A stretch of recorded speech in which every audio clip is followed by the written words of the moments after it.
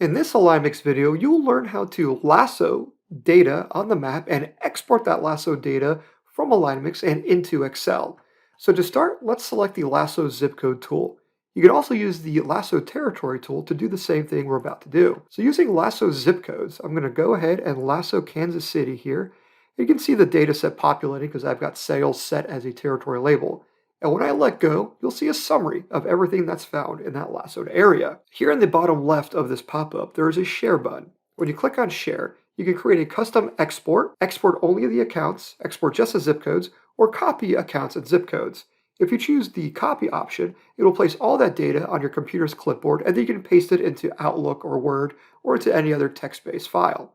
We're going to go ahead and use the custom export function and click that. We're going to select the zip codes and accounts.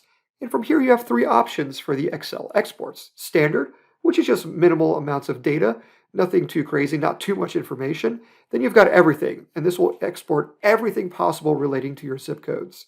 And then you've got custom, where you can choose which data sets to include in your export.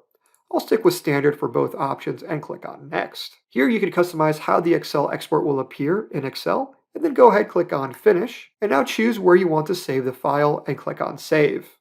When the file is exported, you will see it appear on your screen. Here in the first tab in this Excel workbook, you will see all these zip codes that were included in that lasso I performed in AlignMix.